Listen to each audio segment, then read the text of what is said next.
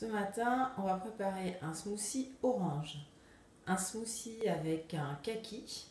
C'est un fruit très doux, qui est finalement pas très connu encore et qui est vraiment délicieux.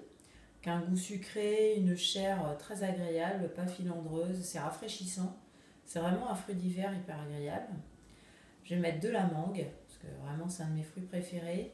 Et puis de l'ananas aussi, puisque j'adore cette saveur. Et pour vitaminer notre smoothie, on va mettre des cuillères à soupe de jus d'argousier bio, un jus d'argousier qui est vraiment très riche en vitamine C, qui revitalise et fortifie, et c'est un bon complément à prendre l'hiver pour résister à tous les microbes qui nous entourent. Voilà, en base je vais mettre de l'eau de coco, euh, parce que je trouve que c'est plus agréable que de mettre de l'eau. Et puis ça a aussi des vertus minéralisantes qui sont intéressantes. Donc voilà pour ce matin le jus de fruits que je vais préparer, un bon smoothie orange vitamine. Voilà, j'ai coupé les fruits en morceaux avec l'eau de coco au fond du blender. J'ai mis que la moitié de l'ananas parce que ça ferait trop. J'ai rajouté des glaçons parce que sinon le programme dans le blender ça chauffe et c'est pas très bon de boire un jus de fruits tiède, d'autant plus que c'est mieux de le boire à la minute. Et puis le jus d'argousier, en fait, je vais le rajouter vraiment à la fin et un peu le mélanger parce que le fait de laisser sur mon programme dans le blender, étant donné que ça chauffe, ça altère quand même les propriétés quand vous rajoutez des produits justement à base de vitamines ou de choses comme ça qui sont quand même assez fragiles.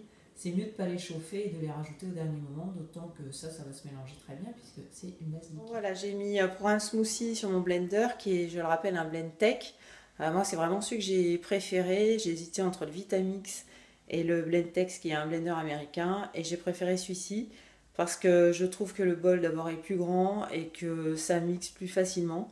Ce que je trouvais pas pratique dans le Vitamix, c'était l'histoire de la spatule, enfin de l'ustensile qu'il fallait mettre à l'intérieur au fur et à mesure que ça broyait les aliments pour bien les faire descendre et bien les faire mixer. Donc voilà, moi je trouve que le Blendtec c'est vraiment génial. Donc je vais rajouter le jus d'argousier. J'ai rajouté 3 cuillères à soupe de jus d'argousier et j'ai appuyé 2 fois sur le programme Pulse qui permet de mélanger rapidement des aliments. Et puis maintenant, je vais déguster. Voilà mon beau smoothie orange vitaminé pour démarrer la journée. Je vous recommande une cure de jus d'argousier justement pendant l'hiver. Ça évite vraiment d'être malade, ça permet de rester en forme. C'est meilleur de l'intégrer dans des jus de fruits parce qu'autrement ça a un goût acide, c'est pas sucré. Honnêtement, c'est pas bon si on le boit pur. Donc si vous n'avez pas le temps de faire des smoothies, vous n'avez pas de jus de fruits frais, mettez-le dans les jus de fruits tout préparés, bon bio de préférence, ou dans une petite compote. Mais si vous avez le temps, voilà, un smoothie le matin, ça permet vraiment de bien démarrer la journée, ça fait du bien, ça donne un petit coup de frais.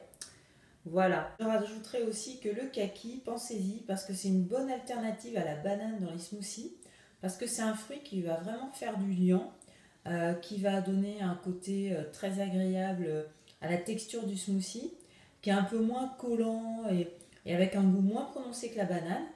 Donc vraiment pensez-y dans l'hiver de faire vos smoothies avec des fruits à base de kaki. Ça va très bien aussi avec les fruits rouges, avec plein de choses, parce que c'est un goût qui est très agréable, mais assez neutre.